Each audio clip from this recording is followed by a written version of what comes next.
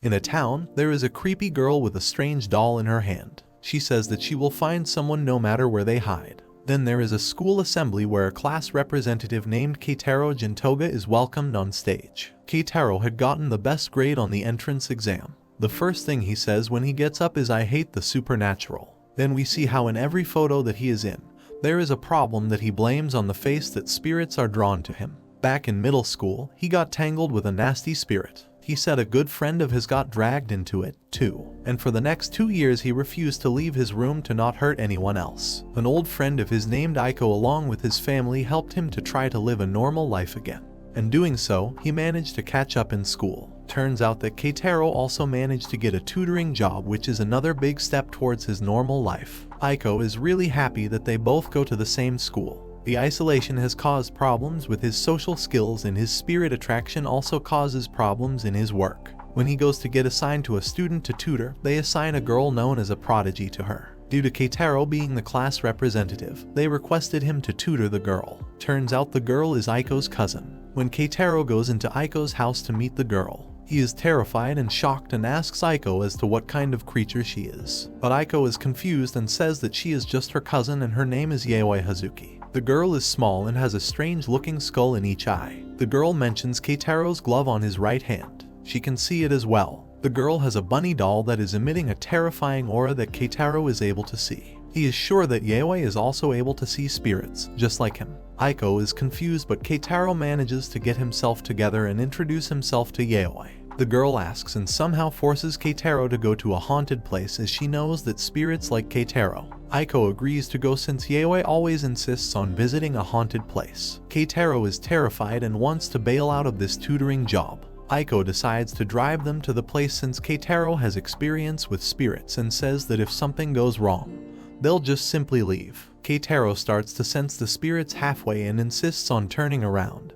But Yaoi refuses and pushes Aiko's leg on the pedal to go faster. Finally, they arrive at a haunted phone booth. Aiko says that the booth is apparently haunted by a young woman. Apparently, a hostess was brutally murdered in this phone booth, and she swore that anyone who enters or uses the phone booth will meet the same brutal fate. Yaoi enters the booth, but Keitaro pulls her out instantly. Yaoi says that she didn't see anything, which makes Aiko suspicious that the story may have just been made up. But Keitaro gets mad chills from this phone booth. Yaoi decides to call the phone booth, but Keitaro refuses and decides to do it himself. When Keitaro calls the phone booth, someone picks up and asks for help. They look at the phone booth and see bloody hand and face prints trying to escape the phone booth. Yaoi opens the door and throws her bunny doll in there. The bunny explodes into pieces and blood splashes everywhere. That's when Aiko and Keitaro get scared and get in the car and speed away as fast as possible. When they arrive home, Keitaro questions Aiko about Yaoi as to what is wrong with her. Keitaro warns Yaoi and tells her that her parents would be upset if they knew about this. Suddenly Yaoi looks upset and Aiko looks scared and in panic. Aiko asks Keitaro to talk to her after their study session. During the session, Yaoi manages to get all the questions that Keitaro gives her correct. Keitaro asks Yaoi about spirits. Yaoi can see spirits and she likes them a lot. Yaoi says that the phone booth spirit didn't come out for her, but it did when Keitaro called. Keitaro says that he can always attract the spirit of a haunted place. Yaoi gets excited, but Keitaro shuts her down instantly. Aiko and Keitaro talked after the session. Aiko tells him that Yaoi lost her parents in a car accident, and the reason that she likes spirits is because she is trying to find her mother's spirit. She lost her parents when they were on their back from an amusement park, which is when Yaoi saw a man in a camper van along with a spirit crashing into them. She saw a strange-looking entity take the soul of her mom away. Keitaro thinks he can help her find her mom, and Yaoi hears that. The next day they go back to the phone booth. The spirit appears and suddenly Keitaro's right hand takes him inside the phone booth. The spirit starts strangling Keitaro. Yaoi sees that the spirit manages to push through a protective statue that Keitaro was holding.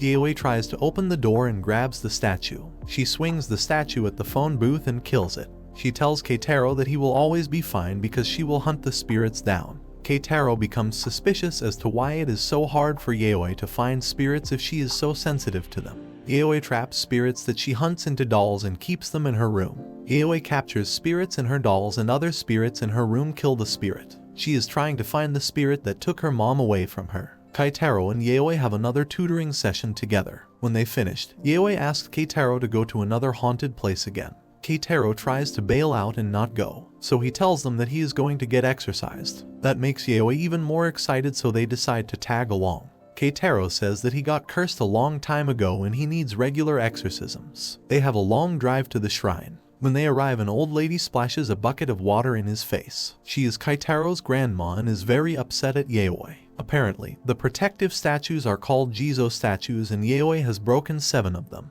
Jizo spirits are now mad at Yaoi and are looking for her. The grandma tries to kick Yaoi out, but Keitaro stops her from doing so. Grandma agrees to let Yaoi be but warns her that if she hurts Keitaro, she will regret it. Keitaro's grandma has been helping him a lot to live with his cursed condition, and not to drag people into his spirit situation. Yaoi decides to go into the room to watch the exorcism, but Aiko manages to keep her away by showing Keitaro's hand, which is always covered by the glove. The hand was covered in nerves that made it look very fibrous. The nerves keep getting longer and more painful, so during the exorcism, they numb his hand to cut off the nerves while saying prayers. Yaoi looks stunned when she sees his hand and says to herself that something is not right. After the exorcism was done, Aiko and Yaoi went to get some snacks for everyone. Yaoi sees the tray filled with the cut-off nerves. The grandma warns her not to get cursed, but Yaoi asks her if she can take some of them. The grandma notices that Yaoi likes scary stuff, so she decides to tell her a story. Yaoi is interested to hear what the story is about. The grandma says that people bring cursed dolls to the shrine and they take care of them. They lock the most dangerous ones in the basement and make sure that no one goes down to the basement. When Keitaro was walking, he saw a doll on the ground. He picks it up and then suddenly his tone changes. The grandma is still telling the story. She tells Yaoi that the spirits down in the basement are desperate for a body to possess. She tells Yaoi not to go there, otherwise they will get her. The grandma tries to scare Yaoi while telling the story, but Yaoi is so invested in the story that she doesn't get scared and actually finds the story fun. The grandma is shocked that Yaoi is not scared. Then Yaoi notices Keitaro walking strangely, drooling and holding a doll. She asks the grandma what the dolls look like. The grandma describes the exact doll that Keitaro is holding when he is walking.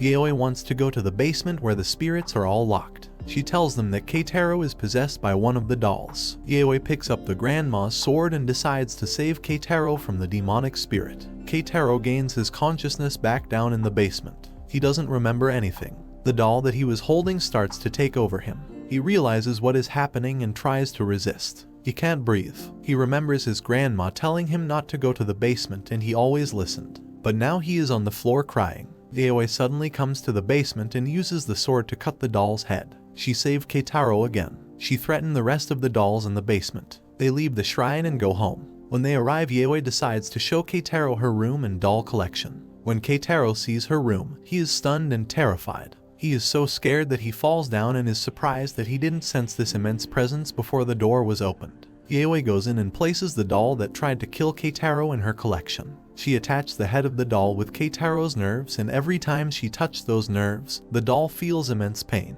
Keitaro starts to regret meeting Yaoi. He tries to warn Aiko and tells her to escape Yaoi's room. Aiko doesn't see the spirits, so she doesn't understand what Keitaro is talking about. Yaoi comes out of the room and promises Keitaro that everything is safe and the spirits she has collected have never caused any problems. Then she reaches out with her hand and asks for Keitaro's nails.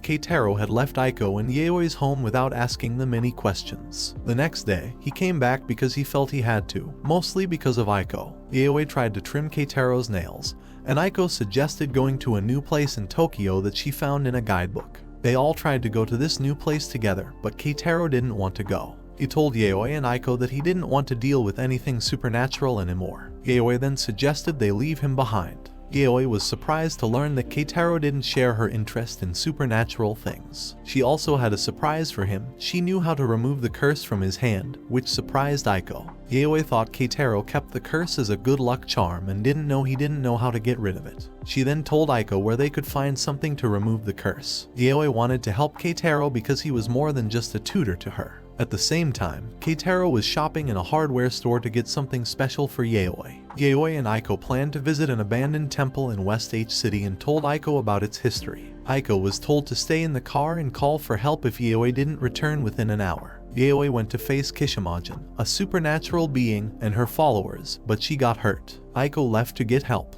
Yaoi managed to escape with a sprained ankle and was planning her next steps. Meanwhile, Keitaro was still shopping in the hardware store and Aiko found him. She asked for his help and explained that they had gone to a spooky place because Yaoi wanted to find something to remove his curse. At that time, Kishimogen and her babies were chasing Yaoi. Yaoi told Kishimogen that she hid one of her newborns inside a paper doll and threatened its safety. The babies tried to catch Yaoi, but they soon realized that the babies they were chasing were actually paper doll decoys placed in different spots. This diversion gave Yaoi the time to sneak into Kishimogen's hideout. Inside the hideout, Yaoi found herself surrounded by more of Kishimogen's newborns. Just when it seemed dire, something else caught the attention of Kishimogen's babies, and they left Yaoi alone, which allowed her to escape. Keitaro arrived at the scene, being chased by Kishimogen and her baby minions. He grabbed Yaoi, who had taken a piece of Kishimogen's statue, and they quickly made their way to Hamasaki Hospital along with Aiko. Leaving the hospital, Keitaro was unhappy about the bill for Yaoi's checkup and Aiko's car. Despite the financial strain, he thanked Yaoi for her bravery. Yaoi, deeply moved by Keitaro's words, told him that she no longer saw him as a stranger but as a close friend.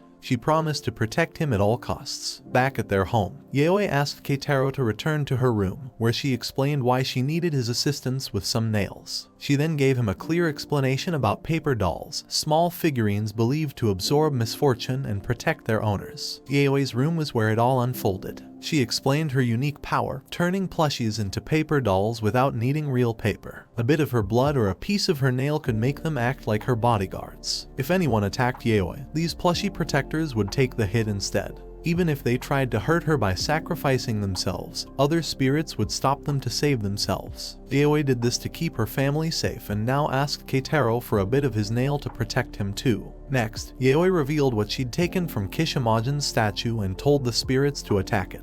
She made Kishimogen beg for a nail to shield herself from the other spirits. Keitaro was amazed by how Yaoi controlled Kishimogen. Yaoi had a clear mission, capturing and training spirits to take on the one who took her mother. She wanted to return to an old temple to find Kishimogen's full statue, and use it to defeat the spirit that cursed Keitaro, possibly lifting his curse. Keitaro thought it over and mentioned that Aiko had been cursed too. Yaoi offered to help by capturing spirits to get rid of the bad ones. Yaoi noticed something important when she looked at the picture Aiko showed Keitaro. She realized that the hand in the picture belonged to Aiko, not Keitaro. This led Keitaro to share a surprising revelation. A spirit had cursed him back in 9th grade, and somehow it had also affected Aiko. Keitaro was now torn between accepting Yaoi's proposal. He really wanted to avoid anything related to the supernatural, but he also wanted to find a way to free both himself and Aiko from the curse. In the days that followed, Keitaro, Aiko, and Yaoi went on a tour of their college campus, marking the start of their college journey. When they arrived on campus, they were greeted by enthusiastic club representatives, all eager to have Aiko join their respective clubs. This sight motivated Keitaro to step out of his comfort zone and seek the same level of attention and acceptance as Aiko was getting. During a heart-to-heart chat, Keitaro talked to Aiko about his concerns, making sure she didn't hold any hard feelings towards him for the curse that had affected her. Aiko not only reassured him but also had a suggestion. She proposed that they sign up for similar classes, as she had already made new friends and obtained their contact information. Interestingly, Aiko revealed that she had decided not to join any clubs because she preferred spending more time taking classes with Keitaro. This was her way of strengthening their friendship and learning together as they started their college adventures. Even though Keitaro had initially resisted the idea of enrolling in the urban legends and scary stories classes, Aiko's persuasive skills eventually convinced him to attend the class demonstrations. He fondly remembered how Aiko used to be enamored with all things eerie and mysterious, a fascination that had taken a backseat after a tragic incident in their lives. During the class demo, the instructor unveiled a chilling video, and, to Keitaro's horror, the figure in the tape began to morph, resembling him. The shock was enough to send the rest of the class fleeing the room, leaving only the trio of our protagonists behind, caught in the grip of disbelief and fear. Yaoi's monkey plushie, a vessel that held their nails, suddenly started burning. This peculiar phenomenon signaled the presence of a spirit or a curse. Yayoi, quick to react, informed Keitaro that they needed to either exorcise the spirit or break the curse before it consumed the plushie, depicting a fate where Keitaro met a fiery end, mirroring the eerie footage. Without hesitation, Yayoi rushed to the VHS player, ejected the tape, and used salt as a protective measure. She also used one of her dolls to capture the cursed tape. Yayoi explained to Aiko and Keitaro that they couldn't destroy it just yet. Instead, they had to find a way to halt the curse's influence. Yayoi decided to place the doll in a special box and positioned it in front of a small television. Her plan was to make the spirit watch the tape because, as it seemed, anyone who viewed the tape was at risk of becoming the cursed victim. By making the spirit confront its own curse, Yayoi hoped to force it to dispel the curse to escape the impending danger. As they anxiously monitored the box, Keitaro found himself increasingly affected by the curse. Seeing Keitaro in pain, Yayoi turned to Aiko and requested her help, suggesting that she drive her home, as she had another way of dealing with this menacing spirit. However, Keitaro was adamant about taking matters into his own hands to protect his friends from the spirit's sinister abilities, despite the risks involved in facing the unknown. Yayoi had a puzzling question on her mind. She couldn't figure out why the instructor hadn't been affected by the spirit's curse even though he claimed to have watched the spooky video several times. She wondered if the spirit picked its victims on purpose, which was a bit of a mystery. In the meantime, Keitaro was feeling really bad about Aiko getting cursed, but Aiko comforted him. She explained that she wanted to handle the situation as a way of paying him back for all those years he'd used his spirit-sensing powers to protect her. They followed Yayoi's plan to get home, and luckily they made it back without any trouble. Yayoi tossed the spirit, which was filled with creepy dolls, into her room where the others could deal with it. Aiko took Keitaro to the hospital and later brought him back home. During the ride, she had some surprising news. Yayoi had found the remains of the spirit in the video and had given it a piece of her mind. Aiko also shared her excitement about starting classes with Keitaro. He hoped he could keep being her protector. When Aiko got back to her place, she walked into her room, which was decked out with decorations related to Keitaro. She admitted that she loved anything spooky and enjoyed being with Keitaro. That got Keitaro thinking about whether he should accept Yayoi's offer or not. It was a choice that would affect their future adventures.